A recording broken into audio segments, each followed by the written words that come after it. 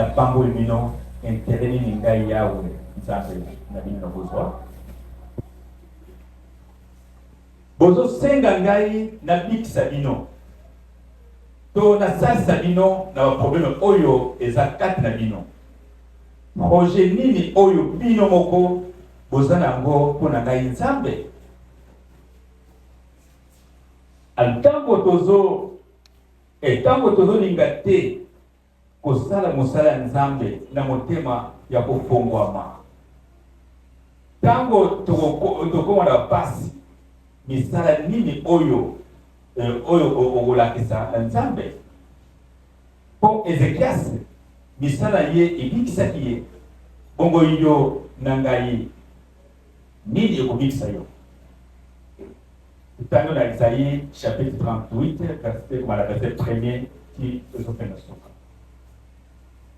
altango tosalaka bolamu na motema ya kofongwama yango ekomamaka na livre de souvenir. Alléluia. Bolamu tosala nkombo ya nzambe na mosala nzambe na motema kofongwama yango nde ekomamaka na buku de souvenir. Esther chapitre 6 verset 1 à 3.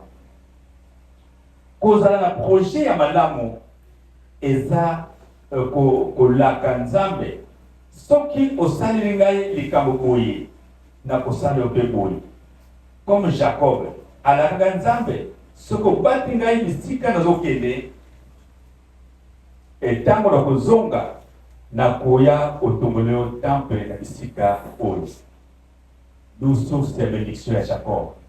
So tangi yango na Genèse 28 verset 20 à 22 okomona ko Laban ayebaki ke lipamboli na ye eza epai ya Jacob.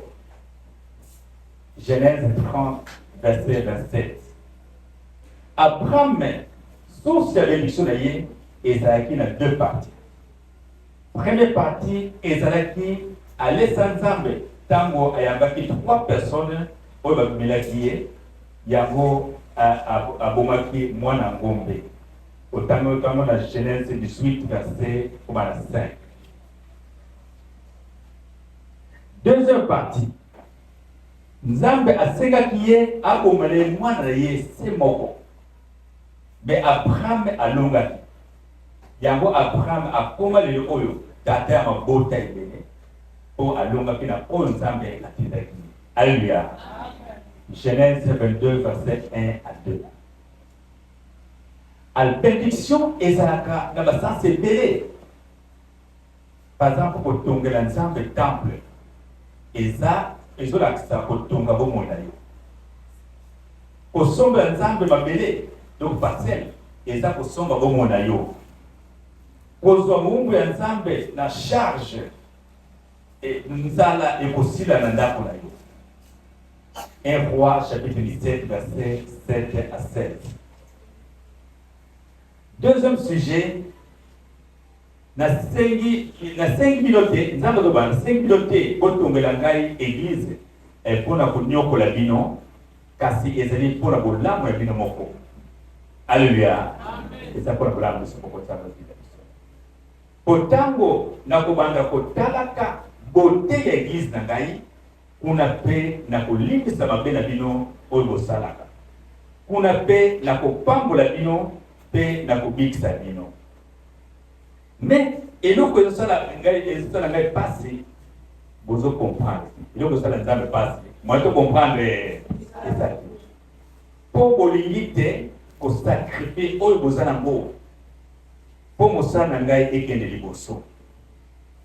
Kasi nazosala bongo po misala na bino ekende liboso. Otangi na AG chapitre 1er verset 2 à 11. AG chapitre 2 verset 2 à 5, bas 15 à 20. 2 Samuel 7 verset 1 à 3. Amos 6 verset 3 à 6. Troisième sujet, problème de respect pe ya kosimba mosala nzambe. Alléluia. Moto oyo nzambe atindaka na mokili ye moko nzambe apesi ye moto liboso apesaka na respect. Biso pe esenge topesa moto wana respect. al péché eleki na ba péché nyonso eza kosimba bazala nzambe. Soko osala ka bongo ndeko na ngai yeba ke olimbisi mpona yo moyeza nango eza pasi. Bazala nzambe balobelaka biso bapasi te, kasi biso moko nde tomilobelaka bapasi na ndenge tosimbaka bango. Totangi na Psaume 105 verset 15. Alléluia. Bandeko na ngai oyo etali makambo ya mabele ya kotonga temple eza